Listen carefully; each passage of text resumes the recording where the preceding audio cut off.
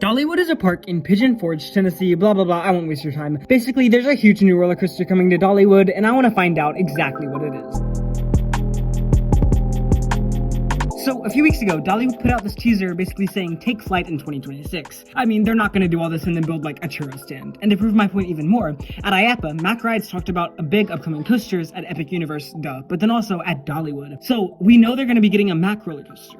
All that's left to know is what model. Well, today, I'm gonna talk about the top 5 most likely models to come to Dollywood in order of least to most likely. Now, take all this with a grain of salt, because it's just a prediction, and I'm just a stupid teenage coaster enthusiast who needs something to do in the summer. But anyways, enough rambling, let's just...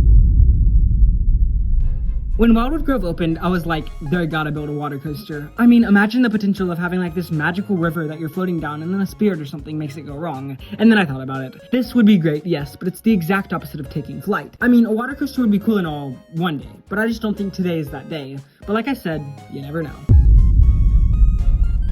Okay, hear me out. It feels like for every coaster at Silver Dollar City, there's a Dollywood counterpart. Outlaw Run, Lightning Rod. Wildfire, Tennessee Tornado, Fire in the Hole, Blazing Fury, and so on and so forth. However, Silver Dollar City has an Xtreme spinner and Dollywood doesn't. This could be themed to more like you're flying through the Smokies, except a little out of control. I think this is maybe a little bit more logical for the park, although I think they could put it somewhere else and theme it a little differently. So maybe I'll have to say one day for this again, but I do think it's a little more likely than a water coaster. Okay, what are these elements? Like, who did this? Funko Pop Coral Weezer, perhaps? Well, yeah, that was a Big Dipper coaster, and I think this would be a great fit at Dollywood. More than the first two, this could be themed to flight, a bit of a funky flight, but a flight nonetheless. Along with that, Dollywood really needs a modern steel looper that's not a wing coaster or something unique. It can incorporate show scenes similar to Voltron with the moving track in the building that's already being built. So yeah, it checks all the boxes, so I think this would be a great fit for the park.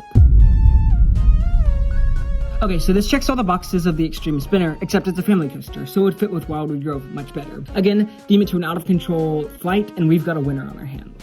Okay, so before we get to the most likely model, let's just say Mack makes a totally new model for Dollywood. Well, I think this could be similar to an Intamin multi-dimension coaster, or most likely, a flying coaster. I mean, duh. It could weave through the mountains, and it would obviously really emphasize the flying theme, like in the teaser. But yeah, that's just a wild card that's a little out there, but I thought I'd mention it. Alright, on to number 1.